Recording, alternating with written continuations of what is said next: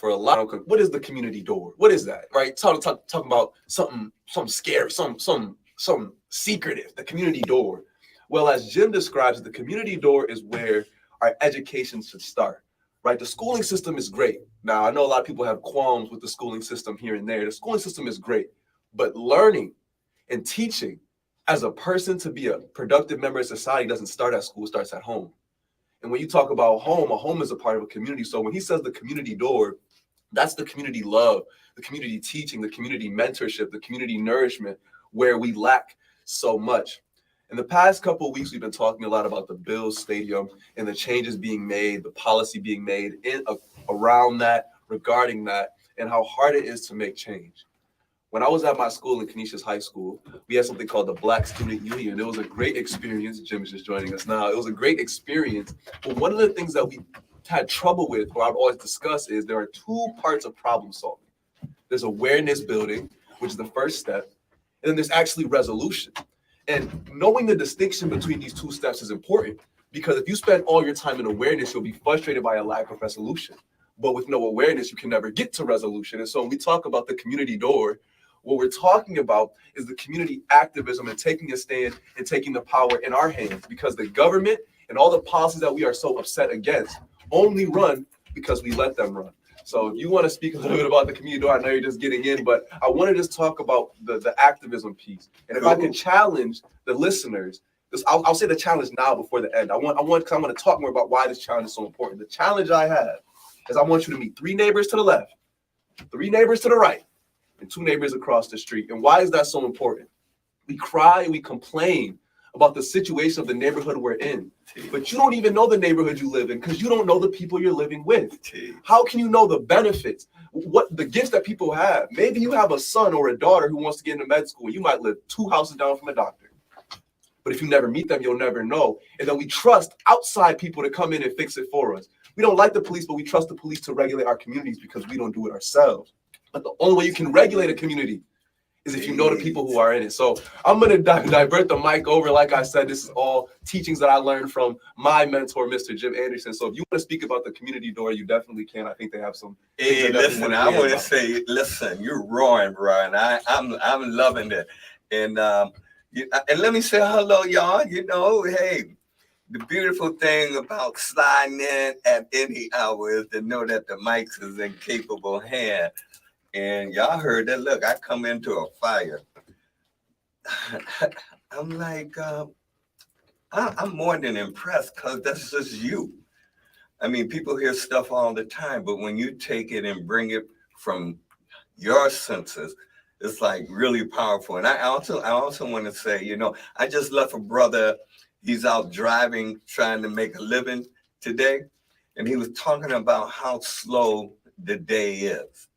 And I was thinking, and I expounded on it, and I thought to myself, yeah, it's a slow day. And with it being a holiday, people like to lay back.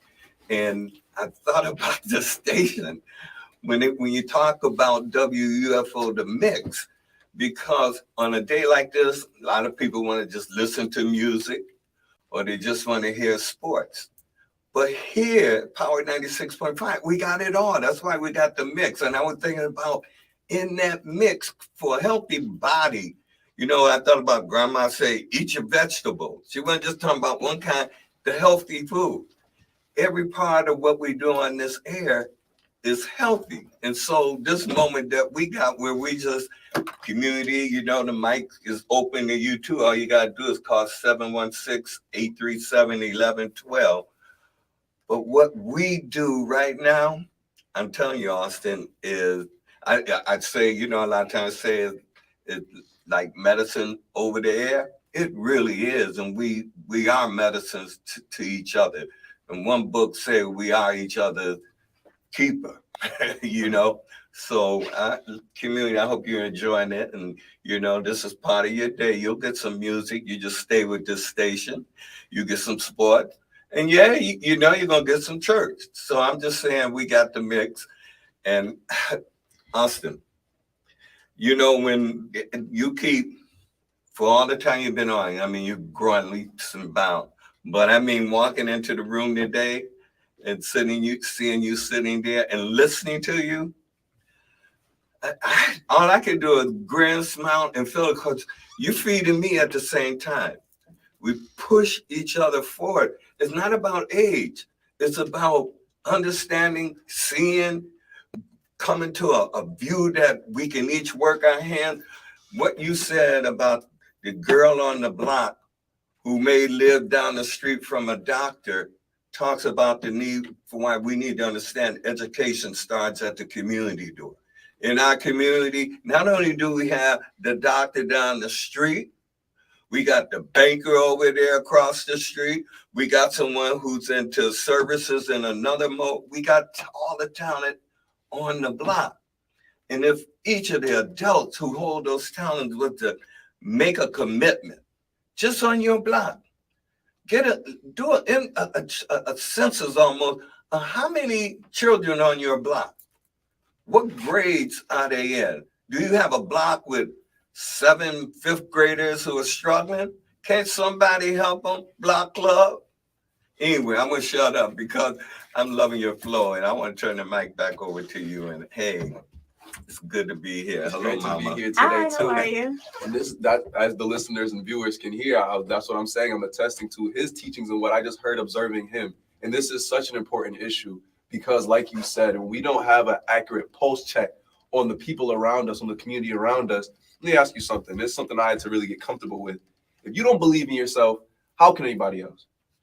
If you don't believe in yourself, how can anybody else? At 19 on a speaking journey, I had to recognize I have to be a speaker before I ever speak, because if I don't believe in me, I can't expect anybody else to. Same way we look at our communities. If we don't enrich and nourish our communities, how can we expect anybody else to? You can't. We all recognize you can lead a horse to water, but you can't make it drink. So let me ask you, if you were a government official in a community that people in the same community litter on their own front lawns, right? People in that same community disrespect the community, bring chaos to their home. What are you supposed to do with that? See? What are you supposed to do with that? But now think about the vice versa. And I don't want to sound like I'm speaking from a pie in the sky. I recognize you get home from a 9 to 5 and you just want to go to sleep. I get that. But asking you not to litter is not harming your 9 to 5. That's an idea of understanding that we have to take the mantle, because clearly, whether you want to go off what I'm saying or off of history, clearly the mantle's not being taken up. The issues are still there. The problems are still there. And so when we talk about resolution, it's such a different part, and it's so uncomfortable, so boring. But I don't want to sit around and watch my communities complain anymore. I've heard enough of complaining. I'm saying, what can we do about it? What are we willing to do about it? Because something that I recognize is if you got a pool, you can't drown silently. The lifeguard not gonna see you. You got to make a noise, make a splash, make a roar. And guess I'm willing to make a splash and a roar, because if you look at it, what's the alternative? You're gonna drown in silence. I don't want to drown. You're absolutely right. You know, as I think about that scenario at the pool, you know, if you go down underwater, listen, your innate being is gonna want to make you want to do something, not to just let the water just, it ain't smooth at all. It's very horrifying. And in the reality of the moment, I want you to see it as not shrinking yourself. You know, there's some things you could do, but the only thing that stops you is because you wonder what somebody gonna say. If it's gonna help, you gotta do it. I mean, look, the one, the paraphrase, some words of a poem and of a line that Nelson Mandela used, that, we weren't made to shrink ourselves so we wouldn't hurt anybody's feeling. We weren't made to shrink and play little for what? I mean, the one that created us to be radiant, to glow, to be, the light. And I'm just saying, you don't even have to get stuck in religiosity and to understand what I'm saying. It's like, it's in you. Yeah, everybody needs some encouragement to bring it out. But think about it on the block. And if you're already an organized block club, you should do it. You should lead the way. You know, the motto of the 100 Black Men is, they will be what they see.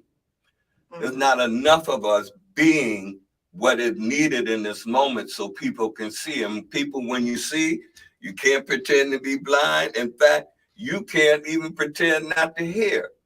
And in this moment, we're calling each other. We need each other. You can't expect a leader or anybody you put out front or speaking on your behalf can be strong without you supporting them.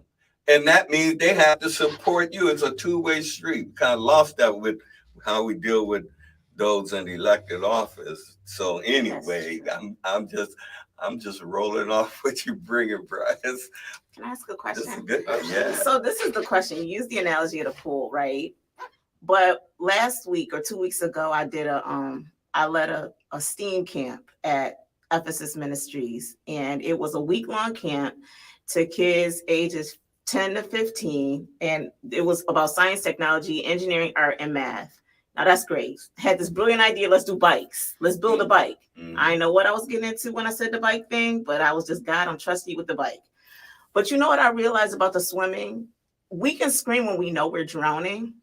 What about when we don't even know we're drowning? So what I would say is, for example, that opened my eyes. Like half the kids didn't even know how to ride a bike or didn't own a bike. And so they had no idea of what they didn't know. And then I was at my chiropractor's and I was saying to him, you know, I just did this STEAM camp, and he said it's systemic oppression of elitism. So his wife does this whole thing. It's sports that we are initially, or skills we don't have that other groups just have access to. Like in the suburbs, everybody has a bike. In the suburbs, everybody learns how to swim. In the suburbs, everybody goes skiing. Not everybody. Let me not say everybody, but it's not unusual to talk about skiing, four-wheeling, snowboarding, boating, all of these things. And then you got other communities that don't even know that that's real. Like that the guy next door whose father works an average job, they own a boat and a summer cottage. They don't even know. Because even at Cleve Hill, I was shocked how many people had second homes in other cities and states. I'm like, wait a minute, this ain't even a rich school district. Right. And these other cultures have homes in other states, have cottages that they go to, take their kids to all these places that are not expensive. Not expensive. So what if we don't even know we're drowning? And that's where it goes to, we shouldn't have to be drowning. That's why you teach your kids how to swim. We're trying to teach kids how to swim so we don't have to drown. Like you said, exposure is so important, and especially in Black communities. I want this point to be clear. I'm not suggesting that we take on other community mindset. I'm saying if we're going to be Black, let's be Black and excellent. That's all I'm saying. If you want to talk about exposure or education or exposing kids to different, I'm all for that. But that comes down to what we're talking about, which is the community door. When you talk about the image of a successful Black man, a Black woman, a Black community contributor, what are we looking at? You know, if you don't know, we know we're drowning. It's not if we know we're drowning. Because if you don't know you're drowning, then why do we all understand? We all say, man, you know, it's the cops. We all say, yeah, you know how it is. Why do we all understand if we don't think we're drowning? We're trying to act like we don't know we're drowning. But we know the situation we're in. And that's how we act the way we act. And that, to me, is what, using the scenario you gave, that to me it says when you look at that community and not dismissing, you know, people who say, well, because of racism and stuff, you don't have to dismiss that. That's in play. But the thing in that community, what made it capable is the ones who knew shared. Right. So imagine that you know, hardworking person, you move into the neighborhood, there's someone who has a boat who begins to, show you, and you get into it, and even as you learn, you find, I can get one. I could do that. Your child gets a chance to learn swimming somewhere on that block. That's what I'm saying about the lights in our community. We have people in our community who are able and have it, and it wouldn't harm them. A Saturday morning program for 2 hours to do something with some of the kids on their block. Pick a segment. We know you just mentioned, that don't know how to ride bikes. Imagine if you offered a Saturday morning block of time where you're willing to work with young folks who are 8 and down or whatever the age would be, to help them learn how to ride a bike in the safety of their neighborhood, right there with somebody in the community. Imagine the endearment along the block of others who will begin to gravitate as a caretaker. They'll be looking out. I'm just saying, if I'm talking to all of us, because when we see situations, I often say that movie, The Untouchable, has the best line. no matter what you see before you go talking. Yeah, well, even if you go talking about, well, something ought to change and it ought to be a different way. The question you got to answer is, what are you prepared to do? Right. And that's what it is. We're watching our children just go astray, just get lost, trying to make it the best they can, reading the lack of our input as not really caring. And when they see those other communities, that's how some gravitate out if they're fortunate, quite honestly. They don't have to drown. Hopefully they can maintain that every ethnicity does with their youth and with all the way through life. But we're in a moment, but we got what it takes to do. I hope the record will show, Right. they rose up and they Right. started. I mean, it's just any block club. Even, let me just say this last thing, even in reading, you heard the other week they're talking about reading scores down. If on your block, you checked out how many kids see who's got a reading problem, another Saturday morning program for the kids. Anyway, I'm just saying, we dropping seeds. And the reason I can't go with that either is because we're going to blame the world or blame our circumstances for where we're at, but we don't blame the world for anything else. Not religion, right? We take salvation upon our hands, not money. We know there's discrimination. Why do we get up and still try to strive to be ambitious? Because it's in spite of the world, right? It's in spite of. And so the only area that we lack is in the nourishment and mentorship of our kids. We say, well, they're going astray because of the internet. Oh, these kids don't get it. You know why we don't get it? Because how would we get it if y'all didn't teach us? Y'all right. But we blame it on the world. We say, oh, well, the internet got a hold of them. But I grew up with the internet. Why do I see it differently? Because I was blessed to be with two parents and around people in my circle, my village, my city around me, us people who speaking life into me, taking the mantle up. And it doesn't have to be big things. It doesn't have to be, even if you don't have the ability to have 2 hours on a Saturday, meeting your neighbors is not strange. Meeting your neighbors is not a hard ask. And if it is a hard ask to you, you need to seriously take some time and sit down and answer the question he said. If you recognize the situation between Black people and race relations in America is bad, and you're not prepared to meet your neighbors about it, then you have to be contradicting in one area. Either you don't think it's that bad, or you really don't want to make a change. It's only one or two options. It's pretty, and as terrible as it sounds, I no longer feel comfortable blaming politicians. I no longer feel comfortable blaming the world because they've already shown me who they are. And one thing my dad always says is, you can't be mad at someone for being consistent. You can't be mad. They're showing you who they are. They're showing you what they're prepared to do for us, what they're willing to do to suppress our growth. They recognize the danger in it. You know what happens when, Black excellence is a thing for a reason. It's a thing for a reason. That term is a thing for a reason. But that being said, when you're getting shown consistently that the government isn't going to have your back the way that we want, the policing isn't the way that we want, the people and the resources that we have aren't the way that we want, well, you can only control yourself. So like he said, and when I ask myself, what am I prepared to do about it? I'm prepared to keep my garbage in my car. I'm prepared to turn my music down when I'm riding through Black. I'm prepared to not bring chaos and mess. I'm prepared for that. Why? Because I truly want to see a change in the communities of people that look like me. I'm hoping that spirit that everybody here just spread just throughout the community. And I mean, that's just right on. And the beauty in what I'm also catching at this moment is, you being a young man, I think I got about 3 times what would be 3 times what is your life right now. But the beauty is, and I hope all of us catch it, we got a whole community of young folks like that who are like that. Now there are a lot who are not doing nothing. So this is why we got to get those who are talented and help to lift them forward. We got to create the avenues. When you see that light sparking, when you pick up that, look, when something is on your wavelength, you know the one I'm talking about that really like passes like, oh yeah, this is really cool. I can dig that. You really got to get into it. Hey, we got to go to a break and we'll be back. Stay with us. Oh man. No, this is a good point.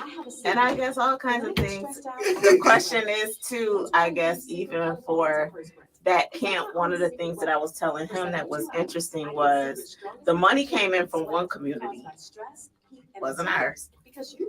A small portion was ours. Not even a third of it was ours. A quarter was ours. The majority of it came from other groups, right? Who didn't want any acknowledgement. Didn't want acknowledgement. But I think the other piece was the local guy in that neighborhood that people saying doing nothing.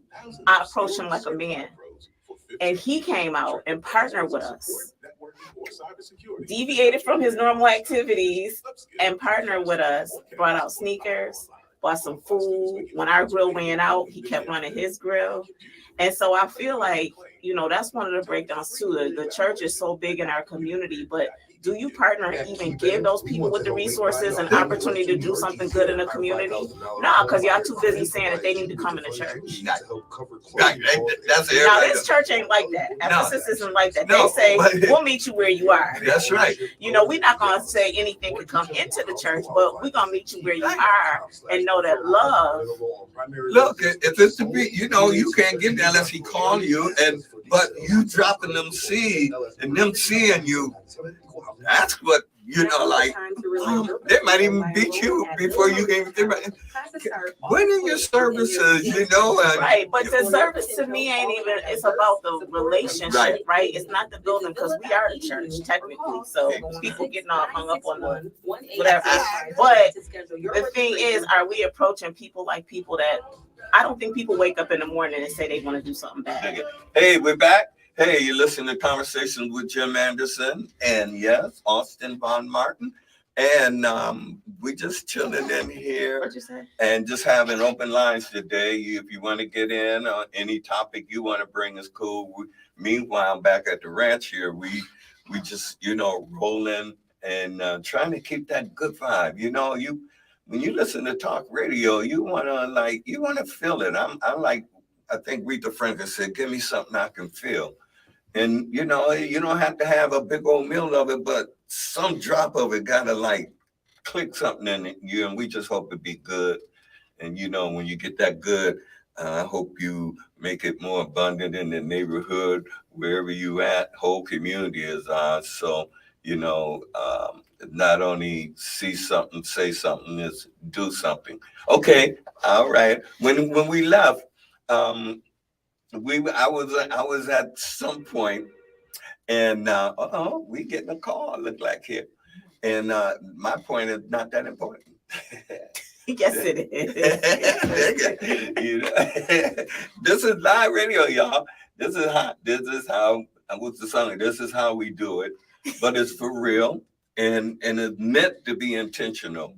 So if you feeling our vibes, you know, translate some of that back to us. Send some of that back to us. Let's hold each other up. And particularly, I might as well throw in a little thing about let's hold up this station. You ain't gonna get one nowhere else.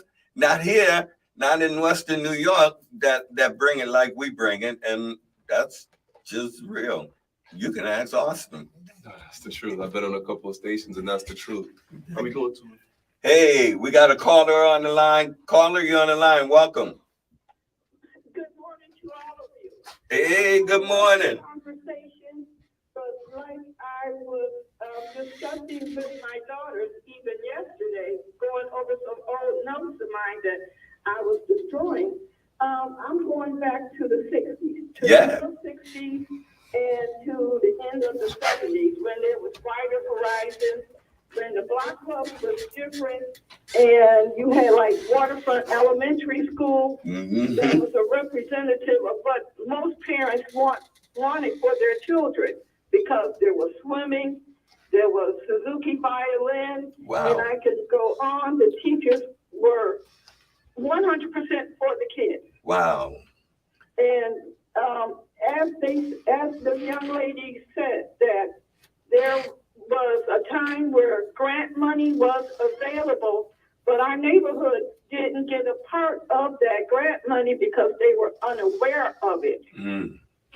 And when I got involved, it was because I acknowledged the fact that we did not get our proper share, because if you did not activate your proof and fill out that paperwork before a certain time, that money was sent to other sections of the city. Mm. And that's a very serious truth. I can get other people who was involved with me at that time to explain what was going on. But now you have a different generation, a different way of communication. Mm-hmm. And we got to bring all of this back together the way it somewhat where we can talk with each other. Yes, Because young indeed. people feel that the older folks don't know what we're talking about. Mm-hmm. And you We know, got to build that bridge so yeah, that we can get this community together. Because if you haven't noticed, the community's done changed. it So has. that we can usually walk up and down the street and get flyers. You got different cultures, and they don't communicate the same level that we do. Yeah. So if you could come up with some answers to try to solve a couple of problems, I'm more than willing to get out there. Okay. Well, you know, as you were talking, the first thing that came to my mind is that I always go back to foundation for me in the scriptures, and you know, talks about being kind to the stranger. That's one point. And I also like the fact that, you know, when we care one for another, that's what we've been kind of really emphasizing, that the lack of what we see is because we haven't really activated ourselves to contribute to our own self-care in our community. And we come up with what I call excusiology. We got all kind of excuses why we won't engage, and then we watching as the community drowns. And it doesn't have to be that way. You are shining an example right now in talking it out, as we this is a reality we know exists. And for us all to be ready to try something, I think you always lead with conversation to get that buzzing, and you always lead with self-presence. You know, wherever you at, you're almost like a one-person organization, because it will attract others who do the same thing. Not to overwhelm oneself. We're talking about doing this in the total capacity of the things you have to do, you know, because I think sometimes people think it's going to happen overnight. No, we need to have visions that are present and sharing the truth that people can see. I agree, because I told my daughters and some of their friends, they're acting as if all these questions will be answered as fast as putting it in the microwave oven. Yeah. That's why I call them the microwave generation. But it takes time, and you just don't stop going about trying to get to that goal. That's And it. if you don't reach that goal, take a look at what you did to try to achieve that goal and find out where your shortcomings are. Amen. And Hey, go back. yes, Don't indeed. give up. My dear, thank you for calling. The lines are lit, and so I got to go to another call, but thanks for pouring in. This helps with the whole community. Thank you, Mr. Anderson. I appreciate it. You okay now? Peace. Caller, you're on the air. Welcome. Caller, you're on the air. Welcome. Yeah, I got a question. I need some guidance. I'm a commissioner of the Housing Authority, Yes, sir. and we're about to spend $600 million to redevelop neighborhoods. For example, the Perry projects, we're going to start tearing down and building up brand new. Marine Drive, tearing down multiple buildings and building brand new communities. How do we change the mindsets of the people for the new community? Okay. That's a good question, and there are a lot of ways. If I had to comment from the younger perspective, I think that sometimes as people get a little older, they start to get a little kind of, more set in their ways. When you talk about changing the mindset of a community, what mindset do you want in the community? You're asking me? Yeah. No, I'm really trying to get your guidance. It's not really what I want. Some people are disruptive. Certain apartments, certain people, the mindset is nothing's going to change, this and that. And I'm saying, how can I make you self-sufficient? How can I make you better? Can I help you build your credit up? Can I help you with home ownership opportunities? We're going to be putting businesses in the projects. Are you going to be one of the people that's going to get one of these businesses? For example, all the construction work. Are you going to be one of the workers or one of the contractors? What do you want? Do you want a fitness center here? Do you want a dog park here? Do you want a bidet? I think that's what they call it in the bathrooms. What do you want for your community? You know, like I said, businesses, in order for you to get out of poverty, you need economic opportunity. So we're going to be sending millions of dollars for jobs, for contracts. We're going to have businesses in there, but your mindset got to change. Right. Stay with me. I want Latasha to weigh in on this. Yeah, because I think then the way to do that is you set the standard differently. So, for example, again, I keep going back to the STEAM camp.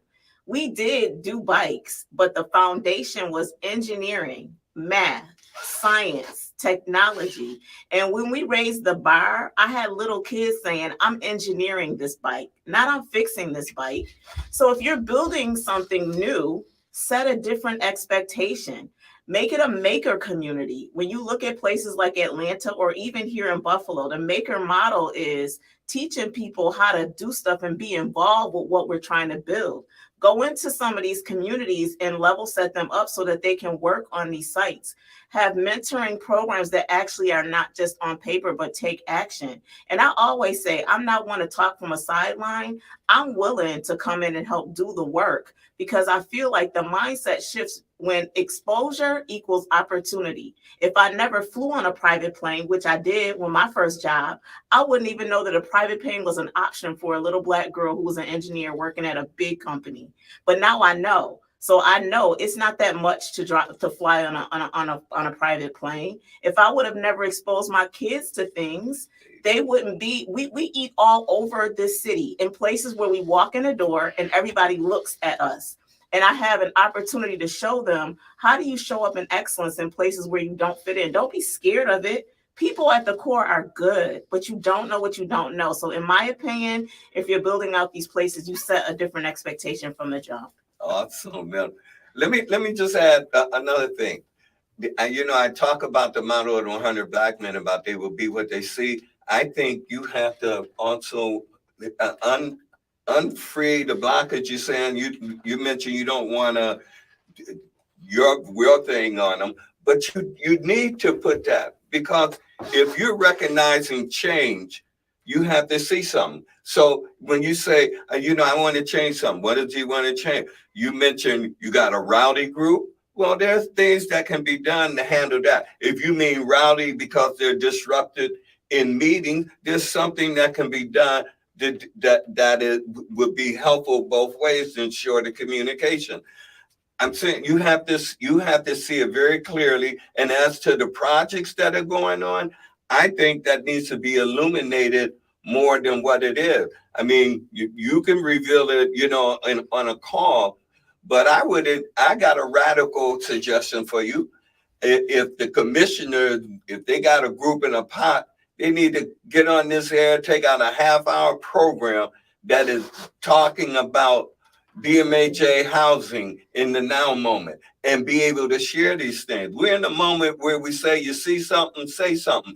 And we have the methods that we can, all the tracks, I don't care what kind of technology, but you can't beat our papers, our two papers, the Criterion, the Challenger, and this radio station, WUFO The Mix. I'm telling you, this is where the drumbeat starts for the community, not only in what people want to call in the inner part of our city, but we worldwide. But anyway, you feel my drift. I got to go to another call, but thank you. And go ahead. I know we have another caller, but I just wanted to comment as well, because I recognize when you're building awareness about a new issue, I'm trying to work on communicational consulting. That's not very common. And when you're building awareness, what I want you to think about is just speaking to the heart of the core of why the issues are. What do you want to create and why is it important to them? When you talk about a community full of people who are nourishing, why is it so important that a young kid introduced in medical becomes a doctor? Well, because the same doctors that neglect us because they don't understand us, same doctors that say, oh, you're tripping, the same doctors that push Black women down are the same doctors in the same rooms that we want to put ourselves in, because when we help the youth, when we help the community helps us. So understanding how to explain that, articulate that in a way where you're speaking to the heart space of the people in the community you want to see. And that's why I asked, I think you really need to spend some time and just figure out what community you want to create, because your steps after that then change. And if you want help with that, info@austinvaughnmartin.com. I love talking about communication and how we can make it more articulable, but I know we have another caller, so I'm just going to wrap it up with that. Okay, thanks for that call, Commissioner. Caller, you're on the air. Welcome. Good morning. Good morning. First, I want to say congratulations to the young lady in terms of the work that they did at the Ephesus Church over here on Grider and what they did with the Beam organization. It's very excellent work. I'm directing this question towards Jim Anderson. Jim, you spoke about the significance of mentoring, and you are fairly aware of the struggle that we had in relationship to mentoring in relationship to African American males, having about 90 males every Saturday and more mothers there than African American men. And mentoring is more than a notion. It also requires a lot of community participation and specifically parent participation. True that. In many of our meetings, Jim, I pointed out to you that we were killing ourselves on Saturdays, in addition to the fact that every Saturday was absorbed in terms of mentoring and working with these boys. So my question is, what do we do in relationship to motivating African American males in terms of being actively involved in this struggle of liberation? And keeping in mind, Jim Anderson, you are fairly aware of the trials and tribulations we had in terms of trying to encourage not our membership, but fathers of these boys who would come and drop their sons off and keep on going. And we've seen more women involved in the mentoring and development of their sons than we did Black males. Yeah. And I'll hang up. Thank you. I got to tell you, it's a beautiful, complex question that you raised, but I'd love to dance with this one. The fact is, because new knowledge is ever becoming before us, and how, there's an atmosphere that tends to think a woman can't raise a man. In fact, there's we know it's in the area we say women can't raise men. I think that there's some things we use that undermine the power that is in our community, because the one who created us equipped folks with a whole lot of skills.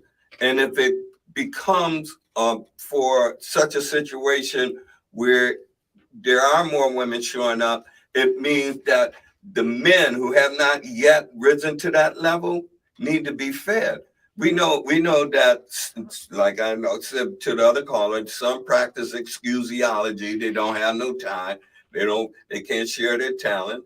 Then you got some who in a fast lane that is inappropriate and definitely don't have time. And then let's leave the ones that may be off somewhere else. The question is, what are the good ones doing? You know how we there's the good and there's the bad. We're the good guys in our communities, and they need to show up block by block. See, if the reason I say blocks by block, because you have organized units, you have enough closure, smallness, that's where it starts. Now, if there's some unhealthy blocks, we can deal with that later. But anyway, I won't go any further. I like that somewhere along the way, we might get deeper in it, but the lines are so lit, I got to push on. Caller, you're on the air. Welcome. Good morning and happy holidays to everyone, and everyone be safe. Thank you. I was calling when you was talking about what people have and what people don't have on the block. You have to get one strong leader in the block. If you get one strong leader in the block with excellent ideas and bring everybody together, everybody gonna think. Then it's gonna roll over to the next block, then it go over to the next block. But you got to have one strong person to get everybody together and pull everybody together. And I'm just gonna leave on this. There was one young lady, she was studying law. She wanted to get law so bad. So she graduated, fine. And I kept pushing her, and I kept pushing her. Now she worked with Homeland Security. Another young lady, she wanted, daycare, going for teaching and stuff like that with kids. I kept pushing her with go and do volunteer. She opened up her new daycare center last week. So I'm just trying to say, if you get somebody strong, get one and get another one to keep on rolling. I just want to leave on that. And your show is excellent. Thank you. Thank you. I noticed that I'm not Jim. I just want to comment on what you just said, though. As a shepherd, I can want all I want for my flock, but I need a flock who wants to be shepherded. Meaning, and this is exactly where I think that sometimes our communities fall down. We do need leaders, but we need to be people who are prepared to have a leader. I can't lead over nothing. I can't lead over people who don't want to be led. Meaning, we need leaders, but we need to prepare the route and the path for them to take the mantle. And when Jim talks about creating opportunities, we want leaders to rise up, but where do we give them chances to lead at? We're not giving us the room. And so as people, if you know you're not the leader, if you know you're not the one who's going to take up the mantle, prepare an environment, prepare a community for someone who can. But I think that's where we miss the mark. And so I think we're ready to be led, or we want to be ready to be led. But I think that's an action. That's creating a community that's ready for change. I don't think that our communities are ready for change. And so when you talk about why a leader hasn't risen up, what am I going to say? What am I going to do? Y'all don't, I'm going knocking on doors. Y'all closing the door in my face. Y'all don't want to hear me. I'm just rah. I'm just the guy who's, it becomes difficult. And so when you want a leader, I think we really need to prepare ourselves or look at is, are we prepared to be led into where we want to get to? And if not, what changes do we need to make mentally and physically in order to get there? Because I don't think right now our communities, most of our blocks are prepared for that change mentally. We got caller. We're gonna have some more on that. I got something on that, but I have to go to the next call. But thank you for pushing that forward.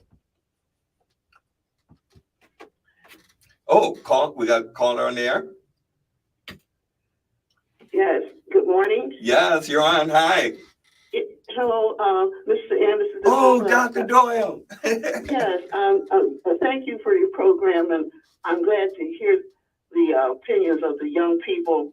Mr. Anderson, you were there when I did my 14th annual scholarship that I had created in the name of my husband, the Romeo Doyle Muhammad Scholarship. Yeah. When I started this scholarship 14 years ago, I didn't have any money. I didn't have any grants. I used my own money for 14 years.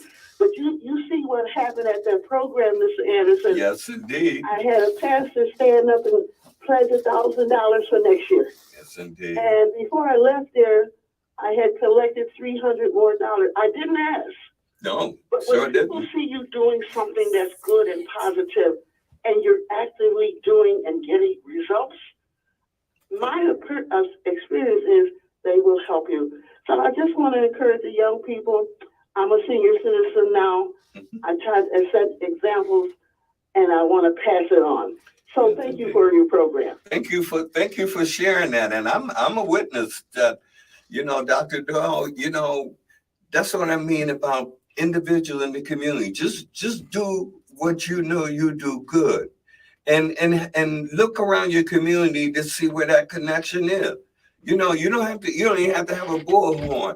I bet if you just got the word out on the block, a little note hanging off your porch that said, math teacher available to assist young person, a grade level or whatever. I bet, man, that's the kind of stuff that will help spark others on the block. Somebody that knows something about that may have a bunch of lawnmowers and no stuff can start to show young people how to mow that. And I'm not talking about for a hustle. I'm talking about giving them skills. If they get skilled, that's like building muscles. And you know, they feel good. They don't want to always have to be fed. If they want something that's nourishing that helps them to grow. And that's in us showing them things, whether you're teaching them how to fish, whether you're teaching them about a basketball, but I'm saying you can teach them about some real life impacting things that are really important. Is there another call there? I'm sorry. Oh, let me just say on the leader thing, I would add that one shouldn't look for a leader. The leader is formed by those who are in the circle. You know, it's like, so everybody knows something there's something, everybody's living there. And so somebody does what I just said, put out a little thing. I'm offering a math class, or I'm offering a tool class on the block. See, now they letting the light shine. And then somebody else think, oh, I like what Mr. Grant did. And they think about, you know, I'm good at this car mechanic. I can teach young people things that work in case family car go down. I'm just saying, you got a community educating what's in their block so that, you know, you see them movies and those kids that love going back home to their community because there's that support. I better often tie it to when I think about Black Wall Street, the things that build it up. It wasn't just the wealth, it was the social engagement. And those together is what we need. And we're in this moment where we can do it. Everybody that's pouring in, you know, some pouring in, they want you to pay for their skill. Now, there's some things that are worthy of that, because, you know, the kind of training and they bring. But there's a lot that on your block, it shouldn't cost a kid nothing. And it certainly would make them even more respectful, because kids want to make the adults who engage with them happy too. And I shouldn't just call them kids. I'm just saying our children, they want that. They don't want to just see it in a movie. They want that for real. And along with being able to negotiate all the horribleness that's in life. But bring the love and the skill developing on the block, I bet you we'll see something different. But you know what, if I could add to that, I would say, even with, I keep going back to the STEAM program, I think the thing that you're saying too is we let grants be our excuse. We did not use a single grant for that bike thing. But you know what? We had to say it's possible, right? Yep. So I know a lot of people want to go into the Christian thing. The word of God says life and in our tongue is life and power, and death and life. I'm screwing up the scripture, but I also know that we can speak things. That's what faith and hope is. We can speak things into existence. And so what do you have? There's a scripture that talks about that. When a widow thought her kids was about to get going to slavery, he said, what do you have? And so if we take what we have, because y'all making me feel all kinds of ways about this going on with the STEAM program, and people see something, like people didn't believe the program was going to happen until they saw the bikes show up. You know what I mean? Then when the first day happened and people started seeing evidence, they saw something happening. So I love what Dr. Doyle is. That's true. What do you have? Let's stop being all on our hustles and say, what do we have to sow seeds into the next? Because we might just be the shoulders. We might not see it to fruition. Right. Walt Disney never saw Walt Disney. All he had was a vision. His brother did it and honored him with his name. He never saw Walt Disney. You see, and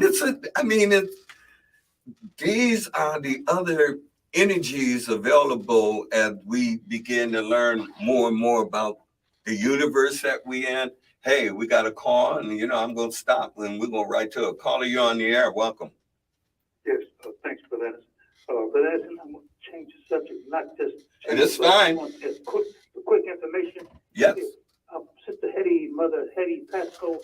I've been listening to her come on the radio on a continuous basis. Yeah. Can anybody tell us, can inform me at least of her status, where she is, or what about her? Give us some information. I don't know if she's made her transition, but that's my question, Brother. Thank you. Well, I haven't heard her voice in quite a long time, and you bring up well, for me, it's going to be a need to look further for sure. And I hope others who are listening, Hetty Pasco, look, when we talk about legends and history in our community, she is. And those of you who know her, let the word that's just shared go to you. If you know any information about her whereabouts, you know, could you just let us know? You know how to get to me. And Thank you, Brother Anderson. We have, all I'm saying, we have enough resources in our community who's receiving public funds or who gets, so we have enough agencies to find out what happened to Sister Pascal, Mother Pascal. dig it. So we got enough agencies. Somebody should know about what happened to that very important voice that comes on the radio. Exactly. Give us a very important history lesson on a continuous basis. Thank you, brother. Thank you, Brother Anderson. Thank you, bro. Wow. It is, man, Hattie Pascal. Oh boy, she is something. But one thing I want to comment on as well, because I know you guys have been talking about, shining a light. I think a lot of times when you're trying to shine a light, again, you're going to kind of run into, it might be difficult. You're like, why aren't the youth, I put up the math tutor sign, why aren't the youth coming? It's contextual. And when someone talks about earlier that the youth doesn't listen, or that we don't think you guys know what we're talking about, it's not that we don't think you guys know what you're talking about, but it's that we don't feel heard. And how many times am I going to keep talking to someone when I don't feel heard? There's things that are just different nowadays.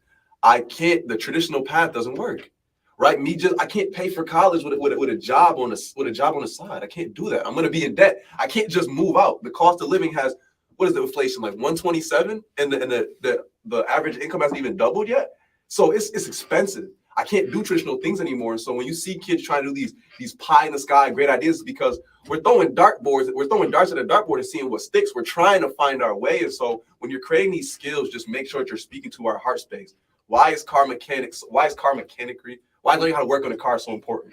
It's not about the car. It's about I can save money and do things for myself. That's what it's about. So you're not teaching kids how to fix a car. I'm teaching you how to save money and be self-sufficient, right? I'm not teaching you how to better understand a book. I'm teaching you how to learn the right way. So speaking to the kids' heart again, and that comes through asking a question and listening, seeing where's our heart space and how can the skills that we want to teach reflect that. If you try to just bring kids into the skills like bringing a horse to water, you can't make it drink. I'm sorry. Well, let me just say, we got to go, but Austin, you took us out like what I came in on, the fire, and I loved it. And hey, thanks all the callers, really warm our hearts, and that's what it's about. We're gonna make the change we need. It didn't get this way overnight, and we won't get out overnight, but we'll be working overnight every night. Not real overnight, but you understand, we'll be taking it on. Peace and love. We out.